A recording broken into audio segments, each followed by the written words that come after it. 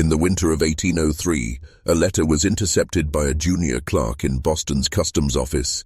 It was written in a trembling hand and sealed with the wax emblem of the Church of St. Brigid, a long-defunct order purged in the 14th century for heresy. The contents of the letter were so disturbing, so impossibly precise in their knowledge of experimental anatomy, mind alteration, and moral extraction, that it was immediately confiscated, never filed, never archived, never spoken of again, until now.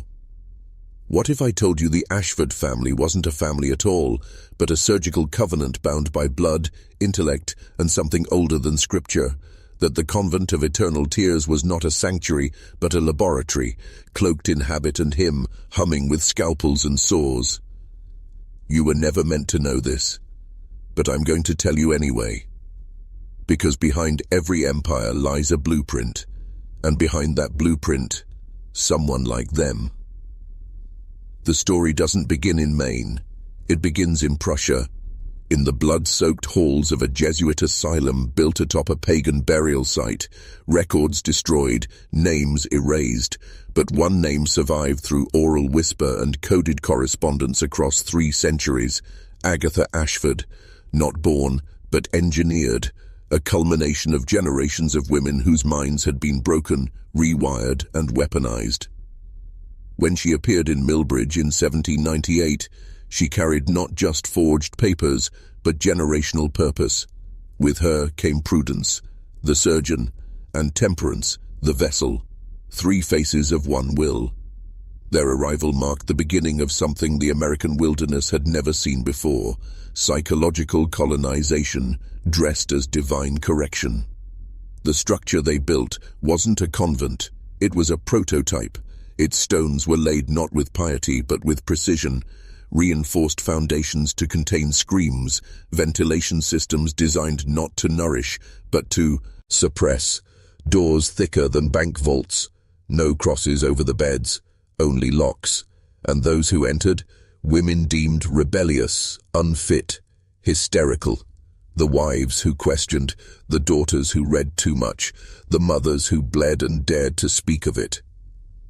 What happened next is not history, it is an autopsy of identity, of womanhood, of control, and you are now inside it. Speak nothing, but listen to everything.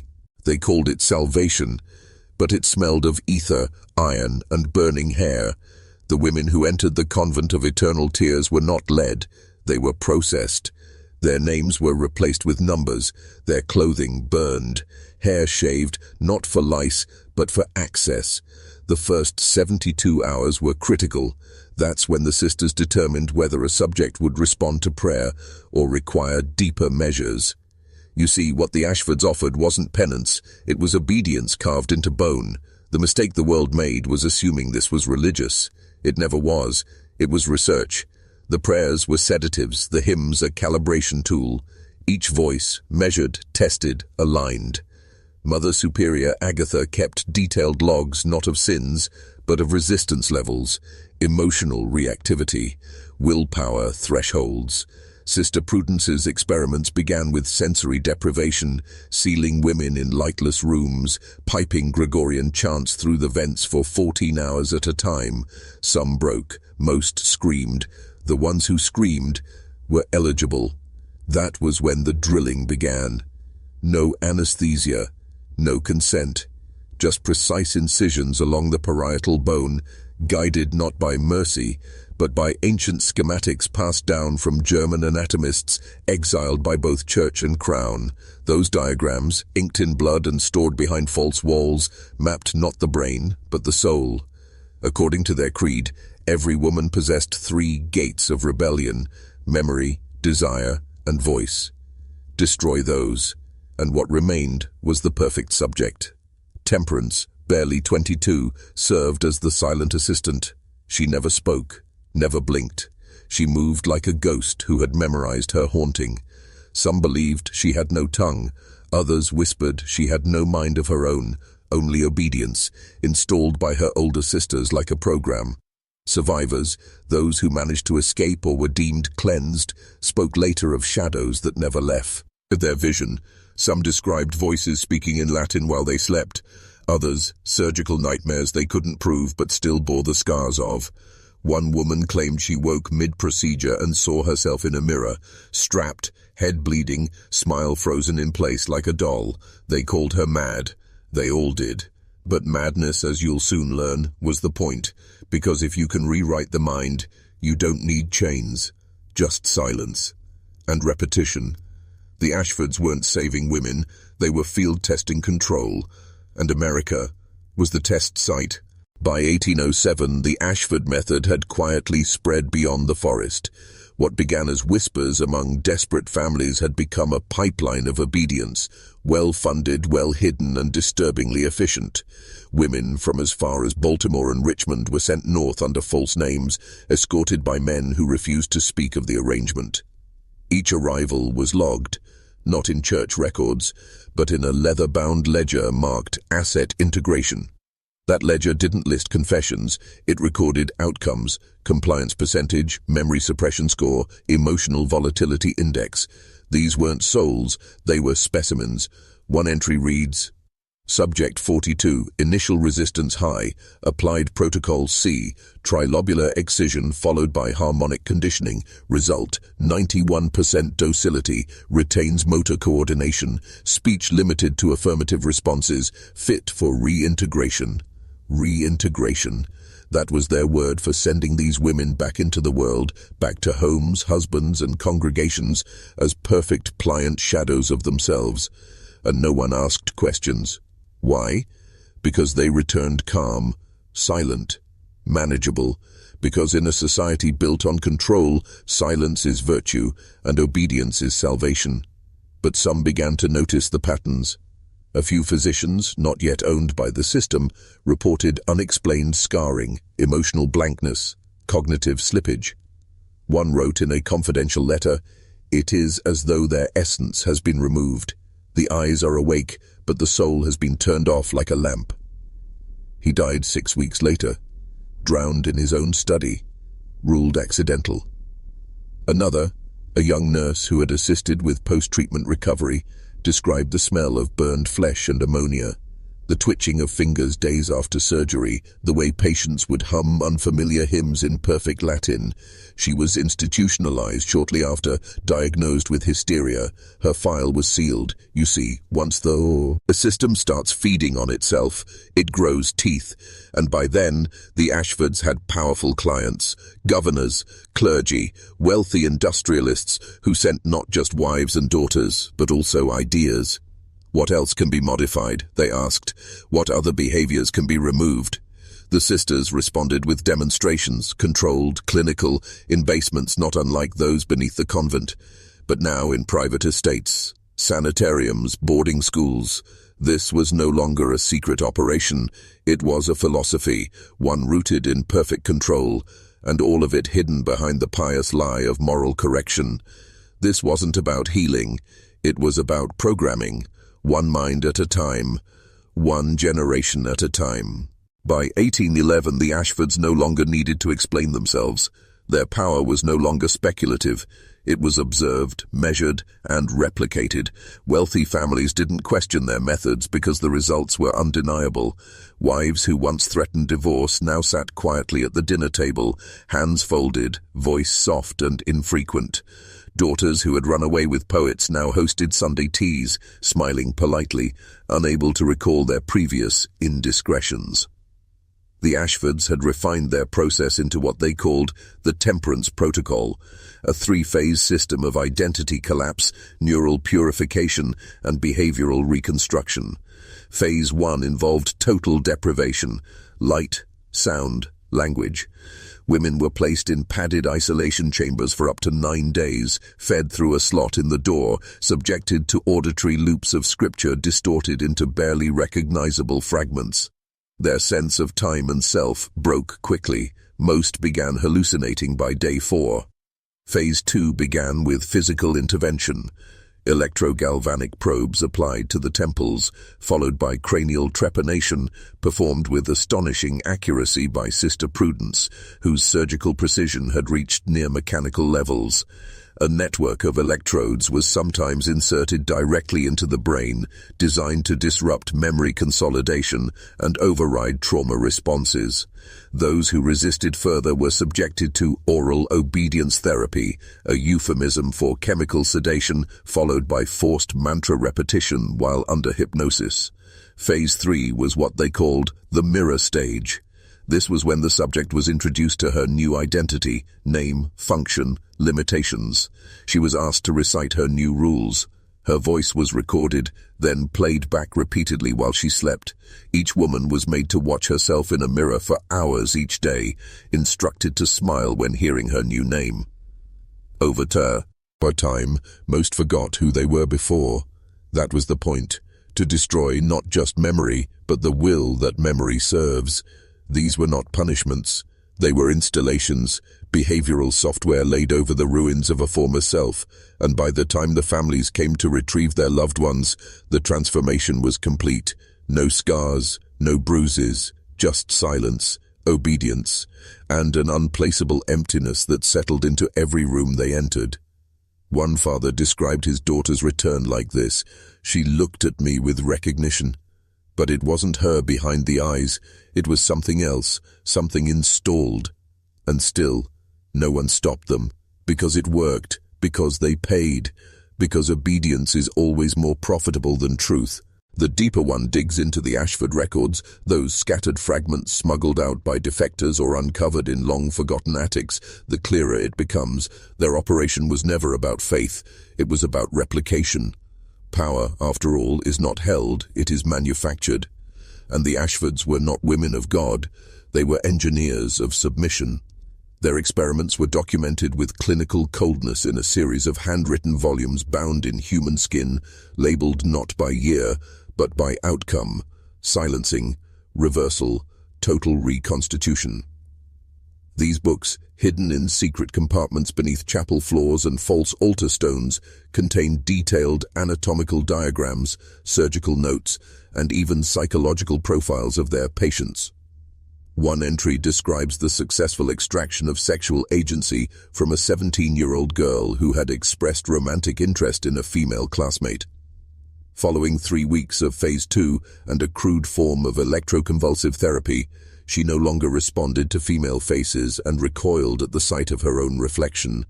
The sisters recorded this as a success, noting her newfound orientation towards submission and heterosexual compliance.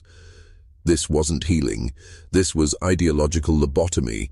The convent by this point had become a destination for those in power who wanted more than order. They wanted erasure. Ministers sent daughters who had questioned doctrine, politicians sent mistresses who had become inconvenient, businessmen sent wives who knew too much, and each time, the Ashfords delivered exactly what was asked: silence, obedience, amnesia. The price rose accordingly. A full temperance package cost over $1,000 by 1813, an amount only the elite could afford, but this was never about money. It was about testing limits. Each procedure pushed the boundary between memory and identity until even the sisters themselves could no longer tell whether they were modifying women or manufacturing them. One experiment, labeled D17, involved twin girls from Pennsylvania, age 14. One was left untouched as a control, while the other underwent the full sequence of interventions. After 6 months, the altered twin no longer recognized her sister. She had to be reintroduced multiple times. When asked which one was the original, Mother Agatha reportedly replied, "Neither. Both are now product." That was their term, product. These weren't daughters, they weren't wives, they were vessels, repurposed to serve a moral framework designed in secret and enforced through surgical obedience. And the worst part? Society applauded, because all they saw was improvement, controlled behavior, and above all, peace. By 1815, the Ashfords had become ghosts in plain sight, revered, untouchable, mythologized by the very institutions they were corrupting. Religious leaders referred to them as miracle workers. Politicians called them quiet restorers of the social fabric. But behind closed doors, in drawing rooms thick with cigar smoke and whispered deals, they were something far more dangerous: consultants. You see, the Ashfords had created more than a method. They had created a template for control, and those in power took notice. Men who shaped policy, commerce, and ideology began to meet with Mother Agatha in secret, not to shut her down, but to understand her process. One such man was Senator Whitcomb of Massachusetts, a known traditionalist whose daughter had been treated at the convent after she refused an arranged marriage. Following her return, a quiet, soft-spoken version of her former self, the senator personally visited the Ashfords with a proposition. "Could your techniques," he asked, "be applied to education?" What followed was a series of experimental schools, small, exclusive institutions funded privately and staffed with counselors trained in modified Ashford methods. Students deemed difficult, rebellious, or overly imaginative were subject to structured isolation, rhythmic recitation, diet manipulation, and a curriculum designed not for learning, but for compliance. Within 3 years, those schools had graduated dozens of ideal citizens, emotionally flat, academically functional, utterly obedient. The Ashfords had cracked something ancient, older than governments, older than religion. They had rediscovered the ancient art of mind formation, not through inspiration, but incision, not through love, but leverage. The blueprint, they believed, had always existed. In Babylon, in Rome, in the inner chambers of forgotten monasteries where silence wasn't spiritual, it was strategic. And now it had resurfaced in the American wilderness under the banner of healing. Dr. Hartwell, by then a shadow of the man he once was, began to suspect that he too had been adjusted. In his final writings, shaky, ink-smeared, half-burned, he scrawled one sentence over and over. "They do not erase memory. They replace it." But his warnings came too late. His body was found face down in a creek outside Millbridge, skull fractured in 3 places. Official cause, accident. Unofficially, his notes vanished the same night. Not stolen, collected. The Ashfords were no longer hiding, they were franchising. And soon, the technique would no longer need them at all. By 1818, the Ashford convent had become something else entirely. Not a sanctuary, not a hospital, not even a prison. It was an altar, not to God, but to control itself. The land around it had changed. Trees near the perimeter no longer grew straight, twisting slightly as if leaning away from the structure. Birds avoided the area. Animals refused to nest. Travelers spoke of unnatural silences near the walls, of dreams they couldn't explain after passing by. But inside, the work expanded. The Ashfords now maintained a network of sister houses across New England, smaller outposts modeled after the original convent. These weren't places of worship, they were laboratories. Each one focused on a specific trait: aggression, shame, memory, impulse. Women were rotated between sites, subjected to variations of protocols that had been honed to surgical precision. Agatha, ever the strategist, began writing to physicians in Prussia and Vienna under a pseudonym, A. Mortalis.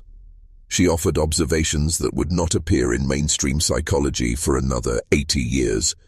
The suppression of autobiographical memory, the removal of associative triggers, the artificial installation of conditioned behaviors. Her letters were revered in secret academic circles, quoted in anonymous treatises on moral psychology and mental architecture. Yet publicly, no one dared name her. That was the Ashford genius. They didn't just control the women, they controlled the narrative. In towns across the Northeast, returned women became ideal wives, model citizens, perfect advertisements for a system no one dared question. And if anyone did ask too many questions, midwives, teachers, the occasional pastor, they were either bought off, discredited, or quietly removed. One pastor, Reverend Jonathan Hale of Portland, preached a sermon titled "False Saints in the Forest," in which he warned that wolves wear veils, thebdo. At night, his church caught fire. 3 days later, he left town for a sabbatical and never returned.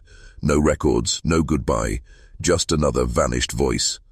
The fear was quiet, but absolute. Everyone knew someone who had sent a woman to the convent. No one wanted to believe what it truly was. Because if they admitted it, if they faced it, it meant their wives, daughters, sisters had been dismantled, reassembled, and returned like obedient dolls with shattered souls. Easier to call it salvation, easier to sleep. Meanwhile, the Ashfords moved on to their next phase, one not focused on breaking women, but building something entirely new. What began as erasure soon became creation. By 1820, the Ashfords were no longer content with breaking defiance. They were designing personality. A new program, quietly referred to in internal records as the Genesis Table, aimed not to reform women, but to manufacture them from psychological templates. Recruits were no longer seen as patients, but as clay, raw material. Memory became modular, identity, a sequence of switchable behaviors. Each new subject was stripped not only of her past, but of her ability to question reality itself. This required a fourth phase, never publicly acknowledged: cognitive override. Here, the subject would be fed artificial memories, crafted stories of a life they never lived. Names, traumas, moments of shame and triumph, all fabricated. The mind, desperate for order after total collapse, clung to these stories like drowning hands to driftwood. Most accepted the implanted identity without resistance. A few fractured. They were labeled unsuitable and quietly disappeared. But those who adapted became something terrifying, living obedience engines. They could be programmed to love, to fear, to betray, even to die, on command. One document smuggled from a sister house in Connecticut described a subject named Mercy Lang. Originally a stubborn Irish immigrant arrested for public indecency, she underwent a full Genesis sequence. 6 months later, she was introduced to the public as Eleanor Ward, an orphaned heiress recovering from spiritual illness. She married a local politician 2 weeks after her reintroduction, bore him 3 children, and served as the perfect political wife. She had no memory of her former self. When presented with photos of her old life, her reaction was simply, "That's not me." And biologically, she wasn't wrong.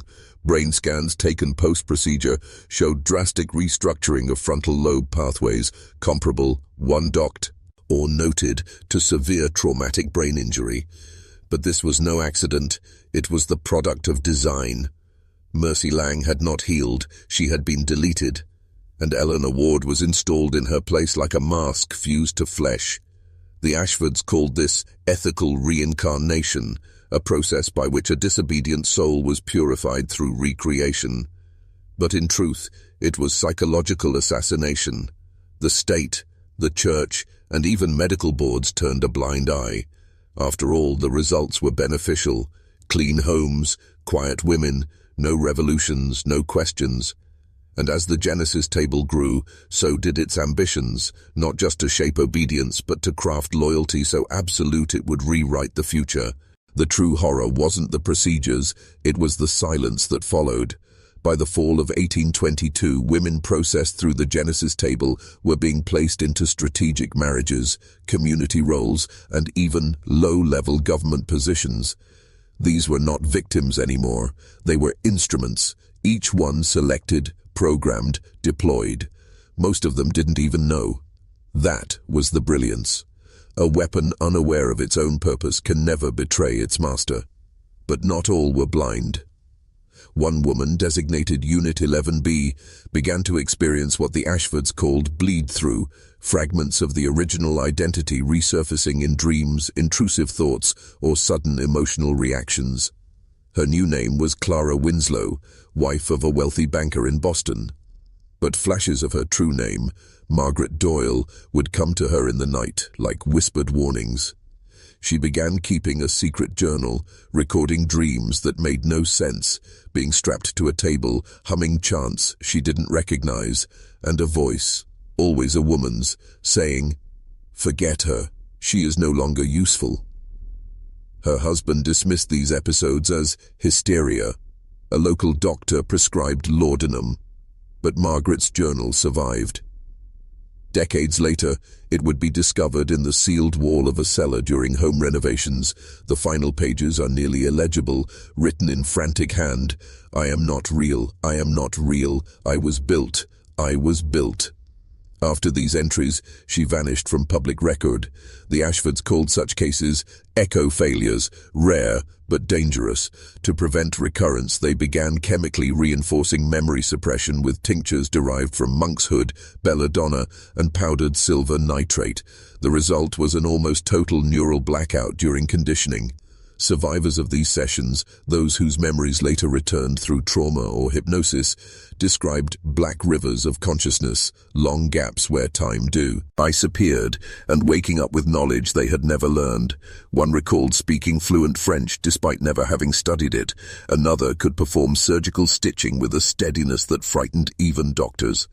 These skills were not taught, they were installed.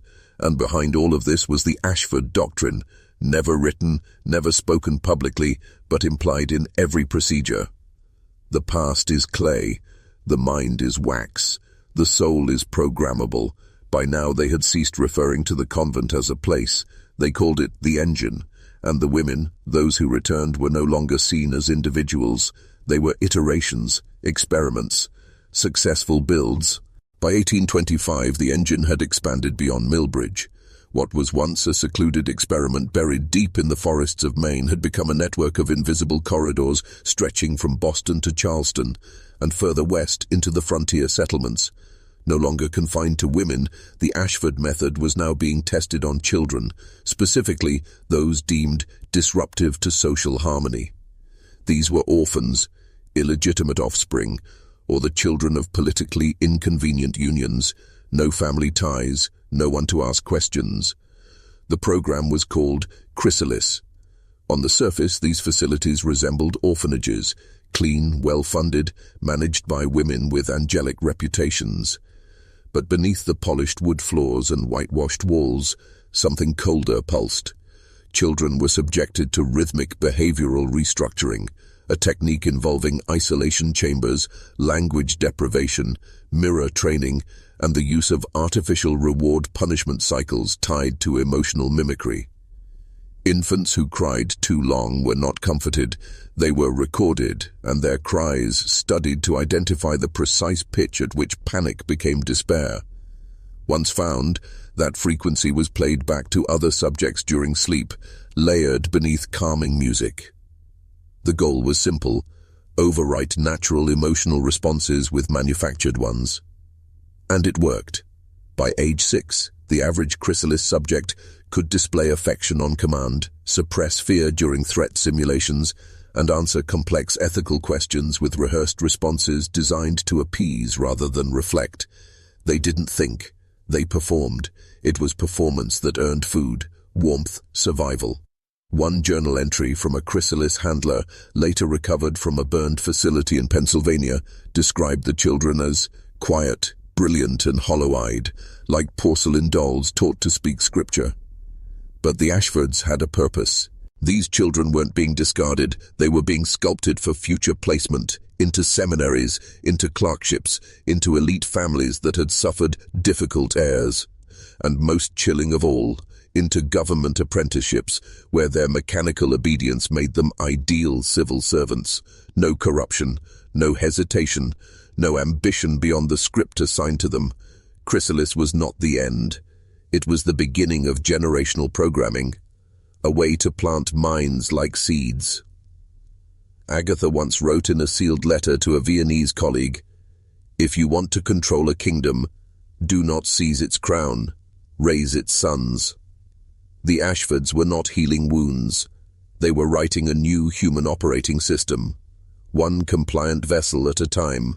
By the winter of 1829, the Ashford influence had reached into places the public never suspected: courthouses, parishes, academic chairs, and even legislative councils.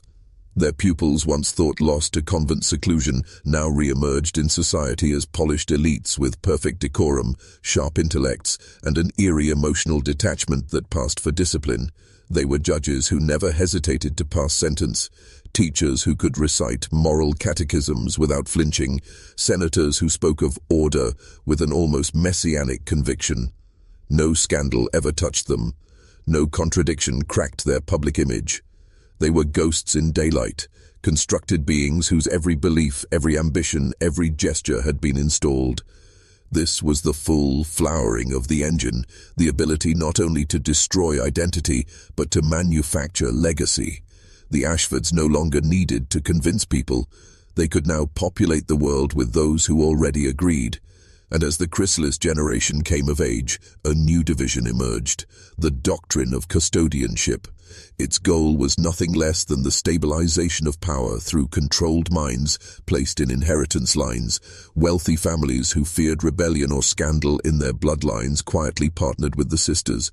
A rebellious son might vanish on a continental tour and return perfectly reasonable, perfectly aligned.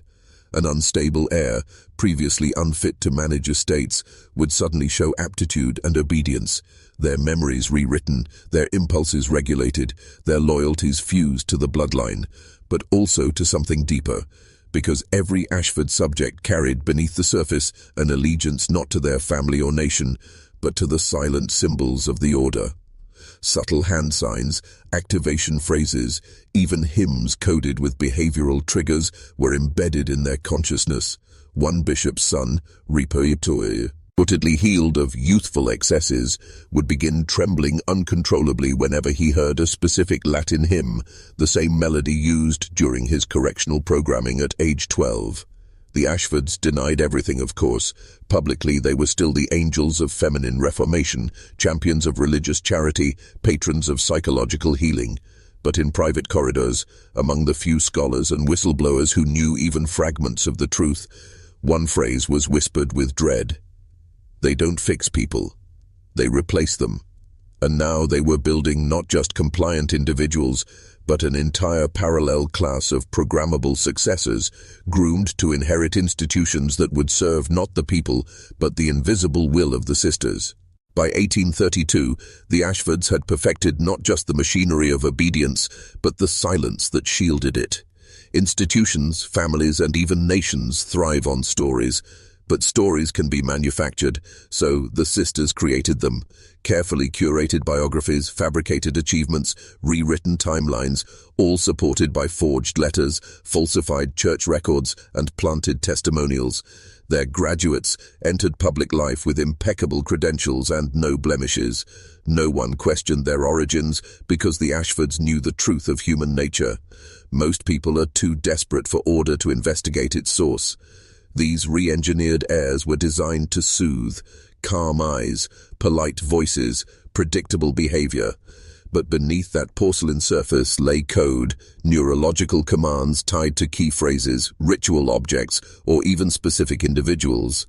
A senator in Massachusetts, praised for his moral clarity, once stabbed his own hand through with a quill during a closed-door session after hearing a Latin invocation whispered by a visiting bishop. When questioned later, he claimed it was a vision, a divine punishment for impure thoughts. But to those who understood Ashford programming, it was activation, a compliance test, and he passed. Cases like this remained buried, passed between elite circles as rumors or spiritual anomalies. But the evidence was stacking. A confidential report by a French psychologist who visited Millbridge in disguise documented 14 patients across New England showing signs of artificially induced identity syndromes, a condition unknown in European literature. These subjects had perfect cognitive function, but lacked subjective memory or personal attachment. They remembered names and dates, but not how they felt. One woman wept over her father's death, but could not recall what his voice sounded like. Another man flawlessly recited the prayers he'd been taught as a child, yet could not describe the church he had supposedly attended every Sunday for 15 years. They were ghosts wearing human skins. All signs pointed back to the Ashfords, but no institution dared to investigate. Too many bishops had accepted their donations, too many universities had employed their graduates. Too many judges owed their composure to the quiet rewiring administered under the guise of spiritual restoration. The sisters didn't threaten with violence. They didn't need to. They used something more powerful, dependence. And dependence is the most effective prison ever designed, because it locks the victim inside a life they believe they chose. By 1835, the Ashfords had transcended even their own origins. They no longer merely altered minds, they began redesigning reality itself, one perception at a time. The goal had always been obedience, but now it shifted subtly toward consensus. Control wasn't sustainable through force, it had to be internalized, so the sisters began embedding belief systems into their subjects, not through debate, but through experience. If a woman remembered confessing to sins she never committed, she would shape her identity around that false memory. If a young man was shown records of a past he never lived, but every authority around him confirmed it, he would accept it without question. The Ashfords discovered that memory, once questioned, collapses like paper underwater. People don't cling to facts, they cling to what others confirm. They called this technique mirroring. Take one subject, surround them with 5 others who affirm the same reality. Apply pressure through repetition and isolation. Within days, even the most defiant will accept the rewritten truth as their own. One test case, known only as Subject K, believed she had grown up in a small village in Vermont. In reality, she had been taken from a port in Liverpool at age 6. Through careful scripting and community manipulation, she was convinced that her English accent was the result of a childhood speech condition and that the recurring dreams of ocean ships were symbolic expressions of trauma. She never questioned it again. Mirroring was deployed strategically, first in churches, then in classrooms, and finally in courtrooms. By placing just enough Ashford-trained minds into key social nodes, they could shape the conclusions of entire communities without ever issuing a direct order. This wasn't just about obedience anymore, it was about manufacturing the framework of reality. The Ashfords no longer operated a convent. They presided over a laboratory of belief, an invisible cathedral built from false memories and curated morality, and the most terrifying part, it worked. Towns functioned more smoothly, crime dropped, obedience rose, families reported miraculous recoveries of wayward children. No one questioned the cost because the results were beautiful, and beauty, when crafted from silence, becomes the deadliest camouflage of all.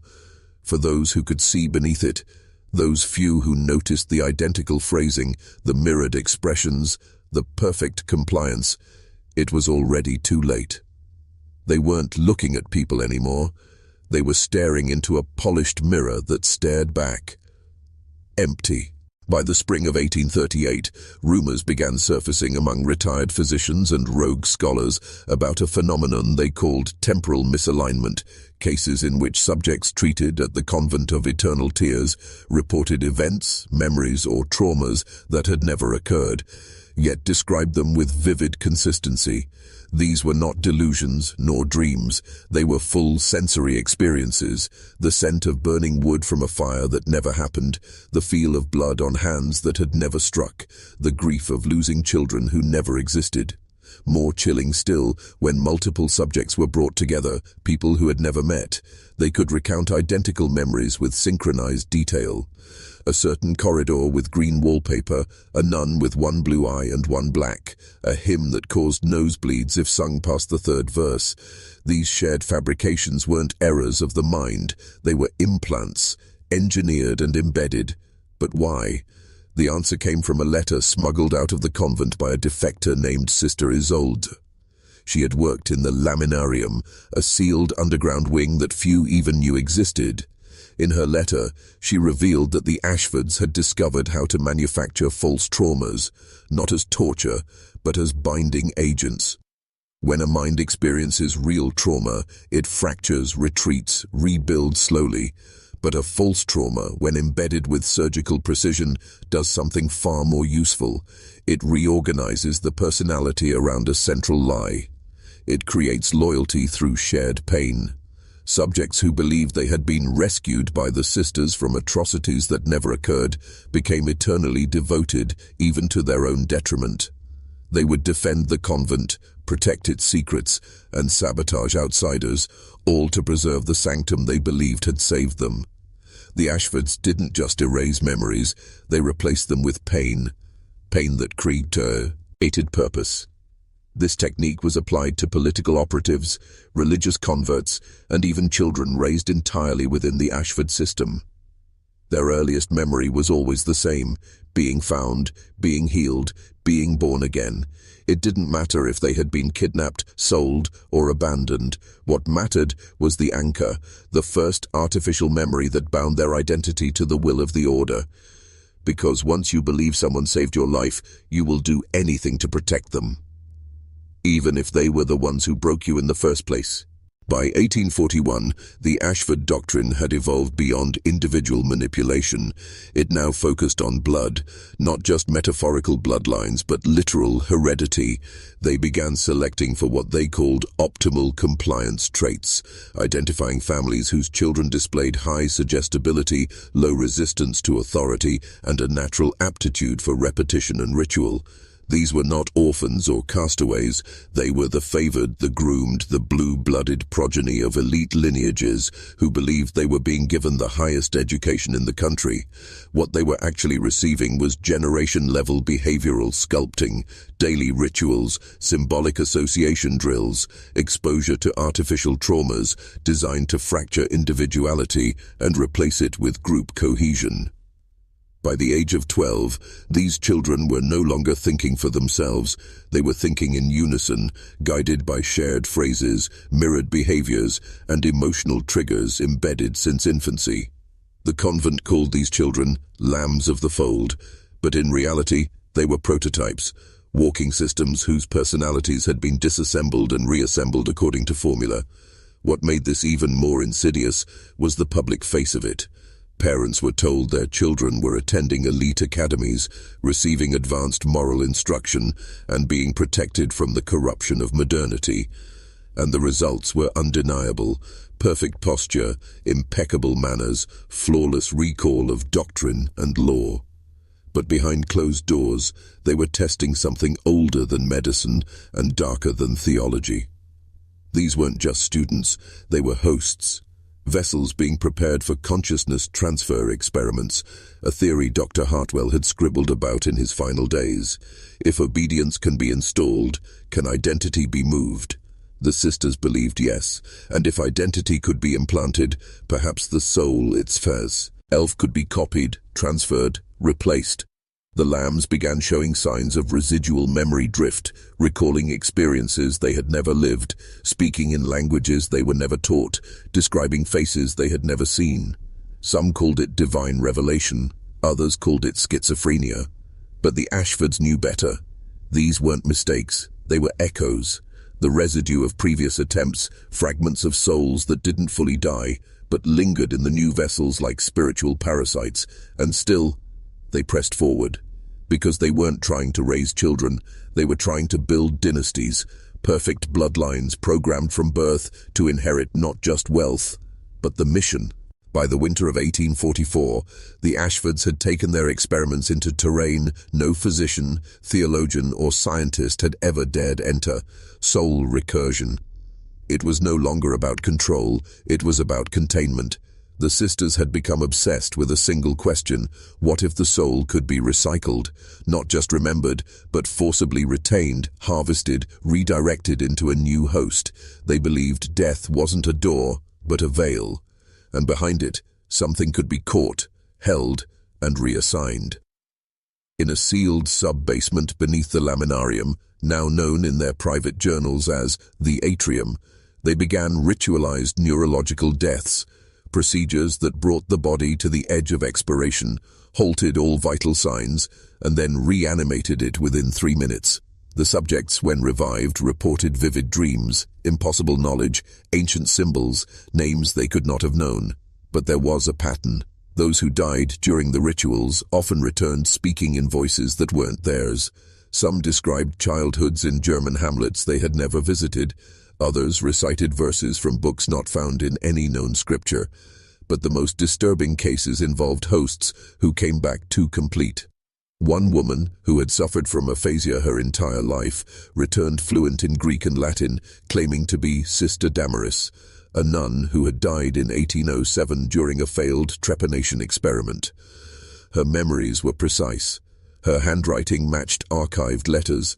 She could name the ingredients of a tincture that hadn't been used in 30 years. It was as if Damaris had returned, but in a younger body.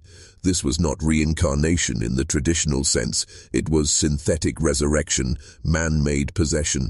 The sisters were now harvesting identity fragments and testing which ones could endure the transfer. They believed souls could be tethered, not by faith, but by trauma, specifically by resolved suffering. They began engineering deaths with unfinished stories, planting emotional anchors so strong that the departing soul clung to life. And when it did, they gave it a vessel. Children raised from birth in sterile environments, taught to suppress ego and self, became living containers. The Ashfords no longer feared death. They had turned it into a mechanism, an alchemical funnel, and now their greatest ambition was unfolding, to become eternal not through blood, but through occupancy, to install themselves, mind, memory, will, into chosen bodies, and in doing so, erase the need for legacy, because they would never die. By 1847, the Ashfords had begun deploying their perfected vessels beyond the walls of the convent. These weren't simply students or nuns anymore. They were living receptacles, custom-made to house transferred identities and programmed with unbreakable obedience. They were called reflections, each one paired with a codex of the original soul's writings, speech patterns, and memories collected meticulously through observation and confession. Once implantation was complete, the transformation was seamless. To outsiders, the reflection was merely a prodigy or an unusually composed child. But within the order, each was recognized by their host's number, not a name. Names were unstable, too tied to the chaos of individual will. A reflection had no will, it had function. What disturbed the few defectors who fled during this period was not just what the Ashfords were creating, but how indistinguishable these vessels had become from their original source. They did not mimic life, they embodied it. Some reflections were used as emissaries to infiltrate religious councils, medical boards, and state institutions. Others were installed in wealthy families as miracle children, displacing the weak-willed sons and daughters whose minds were erased to make room. The public never questioned the sudden brilliance of a child once thought slow, or the instant recovery of a mad woman now quoting scripture with precision. They simply called it divine intervention, but the truth was darker. Each reflection carried within it not only the soul of its predecessor, but also the residual debris of previous failed transfers. Over time, these fragments began to bleed through. Subjects would speak in multiple voices mid-sentence. Others would enter fugue states for hours, muttering equations in forgotten dialects. The Ashfords believed these overlaps were signs of refinement, the same way a sculptor shaves away the imperfect edges of stone. But some whispered that what they had truly done was tear open a portal, that by playing God with memory and will, they had disrupted the natural silence of death. The reflections were not clean slates, they were palimpsests, overwritten lives built atop ruins, and in some, the ruins fought back. Violent episodes increased. 2 reflections tore out their own eyes, claiming they were seeing originals trapped behind mirrors. One set fire to her dormitory while singing a hymn no one could identify, until an archivist matched it to a 14th century funeral rite, long banned by the church for invoking soul inversion. And still, the Ashfords called it progress. By 1850, the Ashfords had achieved something that no government, no church, no empire had ever dared admit was possible. They had made identity transferable, obedience programmable, and silence heritable. The Convent of Eternal Tears no longer functioned as a sanctuary or hospital. It was a furnace, burning away the past in order to cast souls into new molds. But something had gone wrong. Not all reflections held. Some collapsed, not physically but spiritually, breaking open under the weight of layered identities. These failures did not scream, did not protest. They simply stopped speaking altogether. They would stand for hours, motionless, eyes wide, breathing calm and rhythmic, but utterly unreachable. The sisters called it reverence syndrome, a sacred state of quietude. But those who had seen it firsthand knew better. The lights were on, but something else had taken the keys. Witnesses described a chilling stillness, as if the air around these girls thickened. Birds would not land near them. Candles flickered erratically in their presence. One girl, designation L17, stood unmoving for 8 days. No food, no water, no sleep. On the 9th day, she spoke a single phrase in a dead tongue and dropped dead where she stood. When her body was dissected, they found calcified brain tissue shaped like a spiral etched into her cerebellum, a symbol later discovered in forbidden alchemical texts from Prague, dated 1612. It was the first physical evidence that the soul, when forcibly reshaped, could leave a scar on flesh. From that moment on, the Ashfords' work became more violent, more ritualistic. They began invoking symbols not for protection, but for containment. They weren't creating saints anymore. They were building locks, vaults to imprison consciousnesses too dangerous to roam free. The convent's lower levels were sealed with iron sigils. Entry was restricted to only the high, guest-ranking sisters, whose minds had been sterilized through decades of erasure and rebuilding. These inner sanctums were no longer laboratories, they were prisons. Echoes of failed souls screamed through the ventilation shafts. Novices were instructed to pray during storms, not for protection, but to drown out the sound of those who do not forget. What began as science had become something else, something older. The Ashfords no longer believed in God. They believed in pattern, in memory as matter, in obedience as architecture, and in the terrifying truth that once you rearrange enough minds, the world itself begins to shift around the new design. By 1853, the Ashford convent had vanished from public consciousness, not because it closed, but because it no longer needed to be seen. It became what it was always designed to be, a myth with structure, a hidden engine running beneath respectable society. Town records no longer listed it as an active institution. Medical boards stopped receiving letters. Families who asked too many questions were met with apologies, condolences, or in some cases, silence. The women who returned were shells, soft-spoken, untroubled, dutiful wives or docile daughters who remembered nothing and questioned less. And those who never returned simply stopped being mentioned, as if some unspoken agreement had spread through the region like fog. You don't talk about the Ashfords unless you want to disappear into them, but the truth is, the Ashfords had never been about healing or punishment. They were building something much more permanent than memory, a new religion, born not from faith, but from obedience engineered so deeply that even the soul could no longer rebel. Scripture was replaced with procedure, prayer became protocol, confession was data collection. Their God was not above. It was behind the walls, in the pattern, in the system, and at the center of this system was what they called the quiet room, a chamber buried beneath 3 sealed floors, accessible only by blood-marked key and neural imprint. No one who entered it came back the same. Some never came back at all. Records, sparse and encrypted, refer to the quiet room as the axis of echoes, where failed reflections were broken down, restructured, or stored. What they meant by stored remains unclear. Some theories claim they had perfected digital soul mapping, decades before electricity could support it. Others suggest something even worse, that the souls themselves were suspended in looping consciousness, recycled infinitely wit, in living hosts. The Ashfords had become caretakers of a machine made not of metal, but of minds, and the machine was expanding.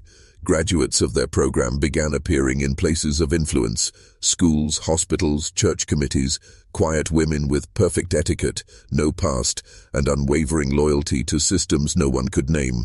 They weren't spies, they were inserts, pieces of code placed into society to replicate the silence. The world didn't change because of war or revolution. It changed because someone reprogrammed its daughters to forget how to scream. And by the time anyone noticed, the mirrors were already watching. By 1856, it became clear to a select few that the Ashfords had not merely created a system of obedience, they had authored an entirely new language of control, a blueprint so elegantly terrifying that it did not require guards, walls, or chains to function. Their ultimate innovation was something they called behavioral liturgy, a sequence of actions, words, gestures and postures so deeply embedded into a subject's mind that it replaced free will with ritual. Think of it as spiritual code, a subconscious operating system installed over weeks, sometimes months, until the subject could no longer distinguish between her own thoughts and the liturgy's commands. Once active, it ran without intervention. A woman conditioned through this process could be dropped into any society, any household, any institution, and she would perform perfectly, never drawing attention. Her faith, her opinions, her desires, if she still possessed any, would remain dormant, overwritten by a sacred choreography of obedience. The most horrifying part, the subject never knew she was performing. She simply believed she had been healed, that her pain, her rebellion, her confusion had vanished. But it hadn't vanished. It had been archived, tucked away in neural vaults, sealed with sound triggers or visual patterns only the Ashfords could activate. And when necessary, these vaults could be reopened, not to return autonomy, but to reassign function. A mother could become a messenger, a school teacher, an informant, a nurse, an executioner, all without conscious awareness. She would carry out her task cleanly and efficiently, and afterward feel only the vague satisfaction of a prayer well said. The Ashfords had created not just subjects, but living sacraments, women reprogrammed as vessels of divine obedience. Those who resisted the behavioral liturgy either broke or were made into something else entirely. In rare cases, their identities fractured into multiple dissociative states, one compliant, one screaming silently beneath the surface. These poor souls, deemed unstable, were stored in the lower archives of the convent, restrained not by iron, but by liturgical loops broadcast into their cells day and night, a constant hum of verses engineered to keep the fractured mind from reassembling. They weren't prisoners, they were testaments, proof that the soul could be bent, folded, and indexed like paper, and behind every soft smile of every reformed woman was the echo of a scream that no longer knew its name. By 1859, the Ashford design had evolved beyond containment, beyond correction. It had become a quiet contagion, a psychological virus replicating through policy, etiquette, and education. What began in the basement of a stone convent was now echoed in finishing schools from Boston to Savannah, whispered in sermons, disguised as reform, and disguised even further as progress. The restructured daughters of the convent, called graduates in coded letters, had infiltrated American society at every seam. They married into old families, bore children, and raised them in silence. They taught in girls' academies, imported European values that were neither Catholic nor Anglican, but something older and colder. They joined charitable boards, designed new standards for feminine behavior, promoted therapeutic discipline, and helped author the curriculum of domestic science taught in the first women's colleges. What seemed like the evolution of womanhood was, in truth, the perfection of the Ashford mold, a new kind of femininity, poised, polite, emotionally muted, surgically selfless. These weren't just behavioral patterns, they were cultural implants, and the Ashfords had engineered them with the long view in mind. Their greatest achievement was not the obedient daughter or the reformed wife. It was the institution itself, the ability to craft entire belief systems that outlived their creators. They understood what most empires forget. True power is not enforced, it is inherited, so they built structures not of stone, but of expectation. They replaced mothers with teachers, confession with consultation, rituals with therapy, punishment with correction. The vocabulary changed, but the architecture remained, and somewhere within that architecture, hidden in revised scriptures and polished textbooks, the original code survived, disguised as wisdom, passed from one generation to the next, without question. The scream became a whisper, the whisper became tradition, and tradition became law. By the time descendants of Ashford graduates rose to positions of national influence as first ladies, university presidents, reform leaders, no one remembered where the pattern had begun. No one noticed that their ideas aligned too perfectly, that their policies erased the same parts of womanhood their ancestors had once tried to express. But those who studied old letters, broken records, or forbidden medical journals knew better. They saw the spiral, the same spiral found carved into the walls of the quiet room, the same spiral branded into the dreams of those who tried to resist. It was never just about obedience, it was about erasure, until there was no one left to remember what had been taken. In 1862, as the country tore itself apart in civil war, a different kind of reckoning began in the shadows, one not fought with muskets or flags, but with memory. A former convent patient named Eliza Bain resurfaced in Philadelphia under an assumed identity. She had no family, no legal documents, and no history, only fragments. Whispers of candlelit prayers, cold metal on her scalp, and a spiral that bled through her dreams. What made her different from the others wasn't that she remembered, it was that she wanted to remember more, and she wasn't alone. Over the next 2 years, 14 other women across the eastern seaboard began experiencing similar symptoms. Vivid dreams of surgical implements, recurring phrases in unfamiliar tongues, and a haunting sense that their thoughts weren't entirely their own. Most tried to suppress these memories, fearing insanity, but a few gathered, quietly, secretly, in bookshops, in churches, and in the homes of progressive physicians who had begun questioning the rise of behavioral reform. They called themselves the Fractured Choir. Their goal wasn't revenge, it was retrieval.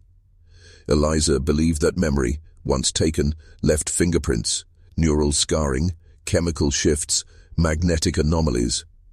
If they could map these traces, perhaps they could reverse them. Perhaps identity could be recovered like a long-lost melody. But as they dug deeper, something else began to emerge. The memories weren't entirely theirs. Some recalled procedures conducted in languages they never spoke. Others remembered faces of sisters who had died before they were even born. A few described memories that hadn't happened yet. Visions of electrical devices, of hospitals with blinking lights and machines that whispered diagnoses. The Fractured Choir began to realize a deeper horror. The Ashfords hadn't merely reprogrammed minds, they had created a kind of cognitive broadcast, a spiritual signal carried by bloodline and belief, activated by certain phrases, certain symbols. These memories weren't personal, they were installed, part of a shared archive that pulsed beneath the surface of obedient minds. The women weren't recovering what was lost, they were tapping into the source, and the more they remembered, the more unstable they became. Seizures, night terrors, sudden personality shifts. One woman vanished entirely after muttering a phrase in Latin none of them had taught her. The Ashfords had buried their secrets deep, but the soil was shifting, and what had been planted in silence was beginning to bloom. By 1865, just as the nation began to rebuild from war, the Fractured Choir descended into its own internal collapse. What began as a gathering of damaged women searching for truth had become a crucible of madness, obsession, and something that no longer resembled healing. Eliza Bain, once their leader, had changed. Her writings became increasingly erratic, filled with diagrams that resembled nervous systems twisted into spirals, liturgies reversed into gibberish that still felt sacred, and journal entries that blurred the line between hallucination and prophecy.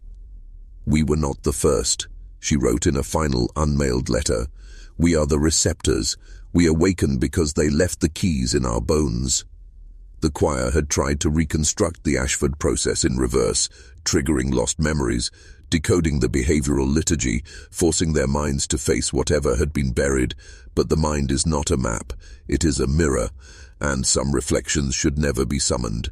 One by one, members of the choir began suffering psychological collapse, violent episodes, mutism, identity disintegration, not because they were remembering too much, but because something else was remembering through them. A pattern emerged. Those who recovered the most memories also became the most unstable, as if they had opened a gate not meant to close. And still, Eliza insisted on continuing. She believed that the spiral was not merely a symbol, but a lock, and inside that lock, sealed by liturgical code, lay the original consciousness, the mother image, as she called it. The first, Ashford, or something older, encoded into memory itself, waiting to be reborn through a vessel with the proper neural shape. Whether Eliza had uncovered a buried truth or descended into constructed delusion no longer mattered. She had followers now, women who had abandoned their lives, cut ties with family, and renamed themselves as after-saints that had never existed. They practiced reverse liturgies, fasting until seizures came, drawing blood in spirals across parchment, and whispering prayers meant to undo programming. But it was no longer rebellion. It was transmutation. They weren't resisting the Ashfords, they were becoming them, or what came before them. And in the final gathering before the group disbanded, Eliza uttered one last warning to her remaining disciples, eyes dark with knowledge that did not belong to her. "We opened the mirror, sisters. Now something is looking back." In 1871, a discredited professor of antiquities named Horace Bellamy published a small, privately printed monograph titled The Veins of the Forgotten, Lineage, Trauma, and the Ashford Pattern. Only 50 copies were produced. Most were destroyed, but within its brittle pages, Bellamy made a claim so staggering, so heretical, that it would have cost him his reputation even if he hadn't already lost it. His thesis was simple. The Ashford sisters were not a unique aberration of the Enlightenment. They were the continuation of something prehistoric. Through meticulous analysis of parish records, ship manifests, baptismal registries, and aristocratic marriage contracts, Bellamy traced the Ashford bloodline back, not to Anglican nuns, but to a pagan medical order that had been suppressed in Gaul during the 4th century. These vigilants, as he called them, were women who practiced a forgotten synthesis of surgery and spirit work, specializing in memory removal, personality division, and behavior correction, not as punishment, but as purification. Bellamy claimed that these practices were considered holy, even divine, before being branded as heresy by the early church. Their rituals were precise, their instruments terrifyingly similar to 19th century neurosurgical tools, and their central doctrine centered around one idea: the soul is programmable. According to Bellamy, the Ashfords had not invented their methods. They had inherited them, encoded within ancestral memory and reactivated through trauma, ceremony, and language. But his most disturbing assertion was not biological, it was institutional. He argued that remnants of this lineage had survived not in blood, but in architecture, that the layout of the Convent of Eternal Tears was not random, but a geometric resurrection of ancient ritual space designed to amplify neuropsychic transformation. The quiet room, he claimed, was positioned at the spiral's eye, the psychic epicenter. The carvings weren't decoration, they were mnemonic anchors. And the surgical procedures, those were just the interface. The real programming was done through rhythm, light, voice, and repetition. Bellamy warned that any institution built with this geometric pattern and staffed with women trained in discipline-based correction could continue the Ashford legacy without ever invoking the name. His final words before his disappearance were chilling. The Ashfords were not extinguished. They were distributed. His body was never found. But 3 months after his monograph circulated among elite academic circles, a sanitarium in upstate New York burned to the ground under mysterious circumstances. All patients perished. The building's blueprints, identical to the convent in Millbridge. By the turn of the 20th century, the Ashford name had vanished from public records, and the Convent of Eternal Tears stood in ruin, abandoned, overgrown, and sealed by local authorities after a suspicious fire consumed part of its western wing.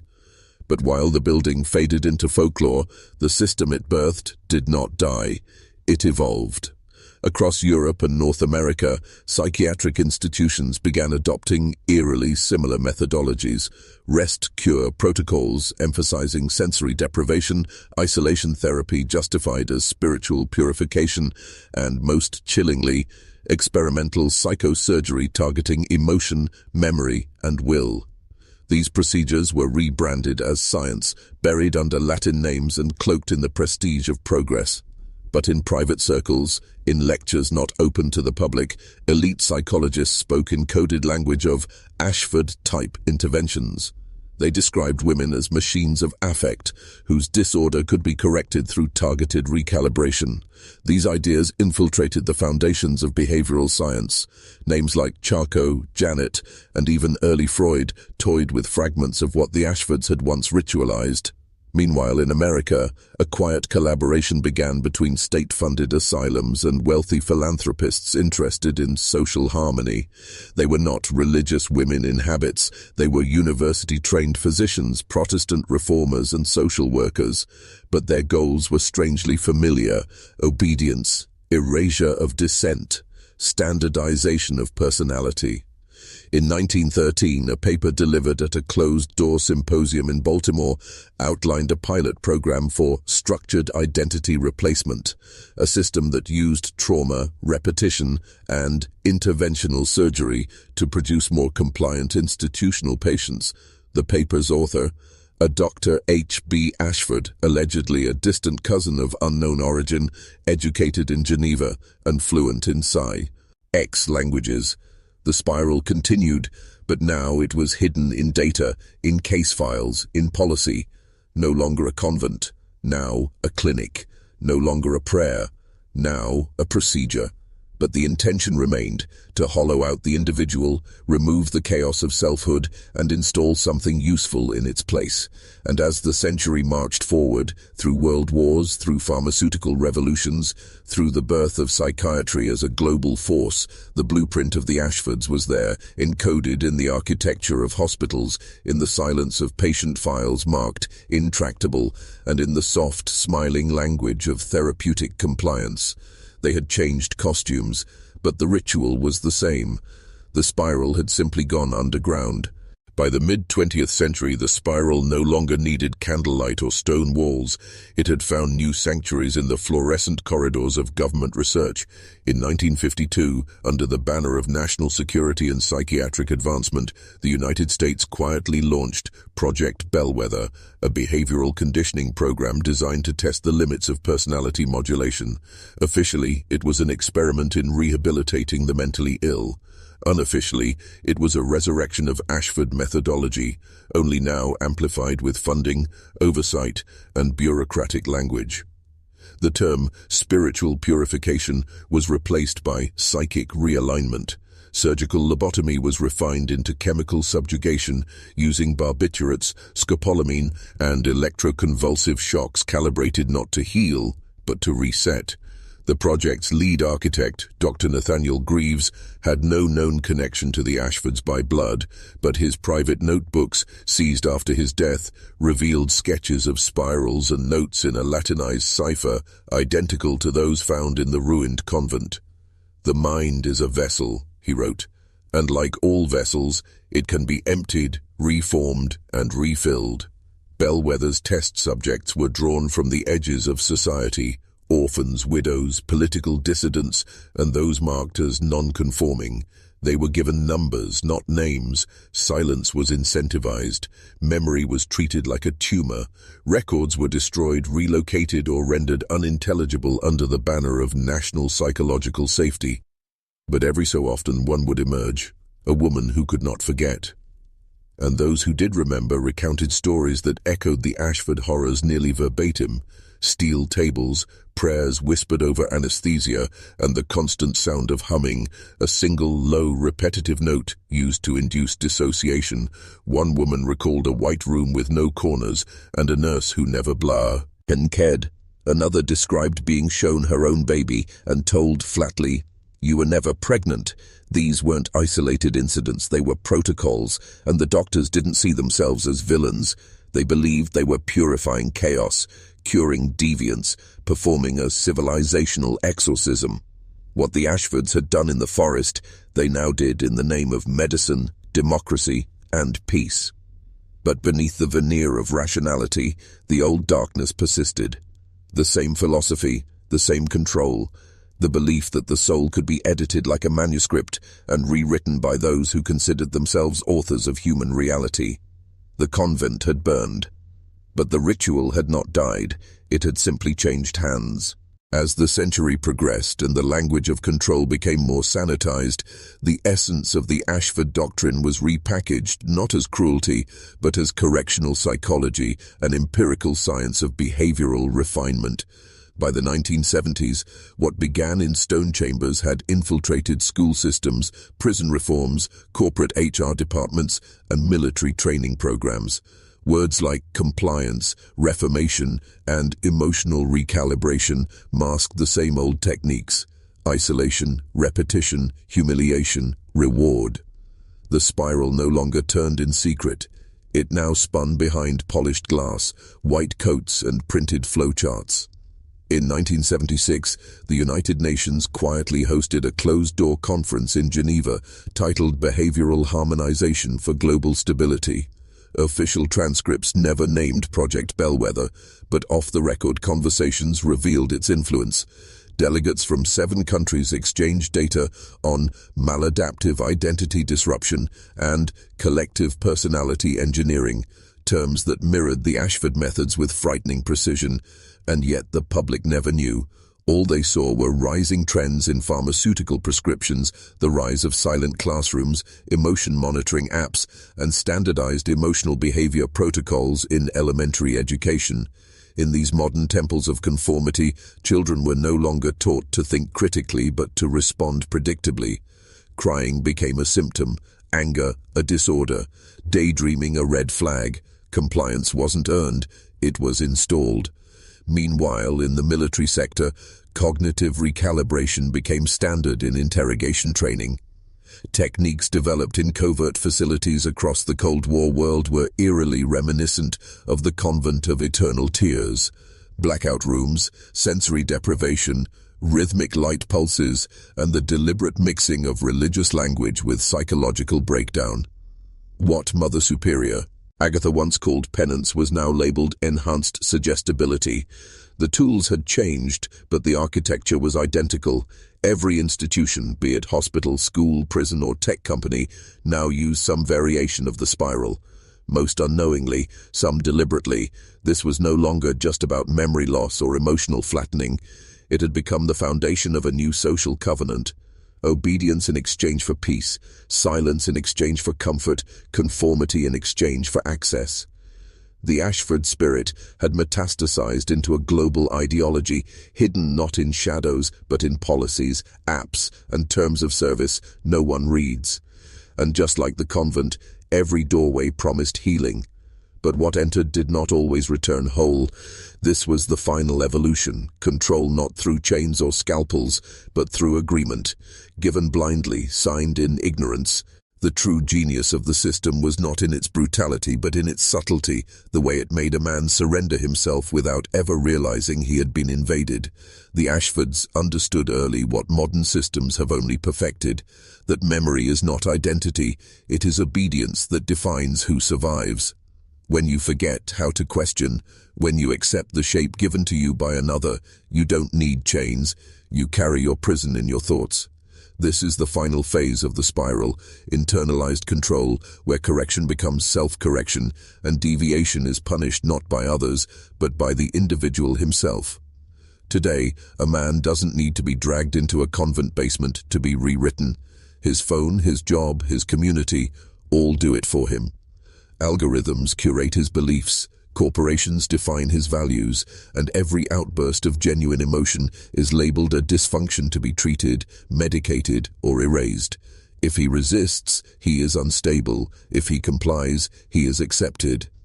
The Ashford sisters may have died, but their doctrine lives in every form marked feedback, every workplace policy demanding emotional neutrality, every therapy session that labels ancient instinct as illness.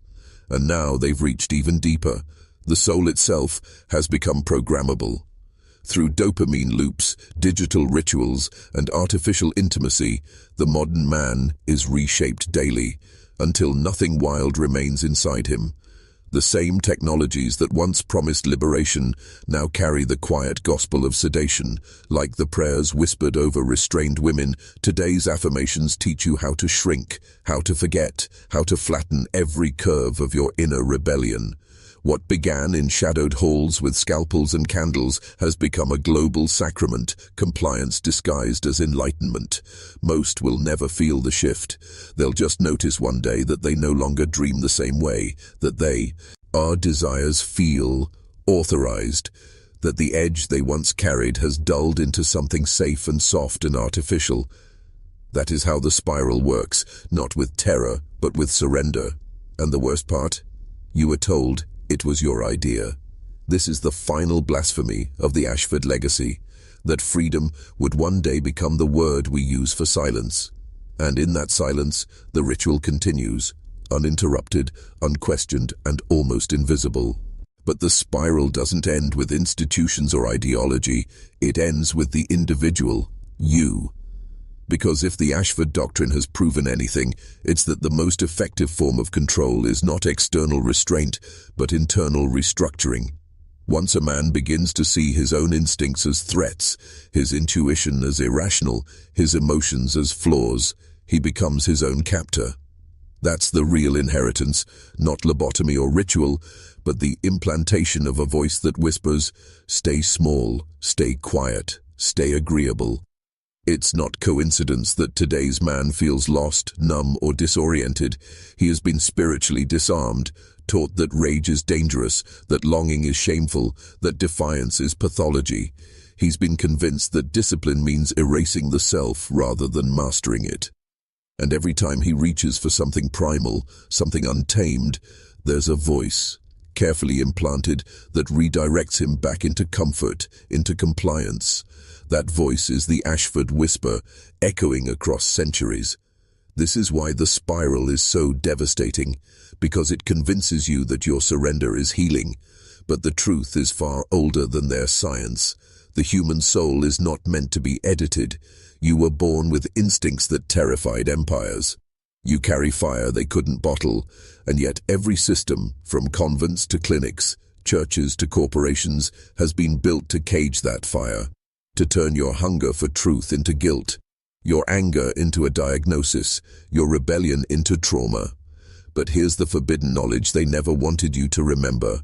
Not all wounds are meant to be healed. Some are meant to be honored. Some are proof you still feel, that you still remember what they tried to erase.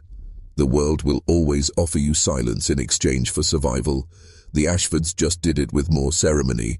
Today, it's dressed in progress, but the ritual is the same. They ask Yitki how to forget who you were before they shaped you, and most men agree, because remembering is painful, dangerous. But those who do remember, they don't just escape the spiral, they become the rupture that ends it, the fracture in the machinery, and that is when the real war begins, not against them, but against the part of you still trained to bow. By now, if you're still watching, something inside you has already shifted. Not just curiosity, but recognition. You're beginning to see it, the invisible web that was always there, stretched across generations, disguised as education, morality, treatment. And now you must ask the one question they never prepared you for. What part of me was built by them? This is not a metaphor. This is a reckoning. Every hesitation in your voice, every apology that tastes like betrayal, every goal you've quietly abandoned because it made others uncomfortable, those were the altar sacrifices they trained you to make. And the spiral didn't ask, it conditioned. Every time you swallowed your truth to preserve peace, every time you chose numbness over risk, silence over fire, they won.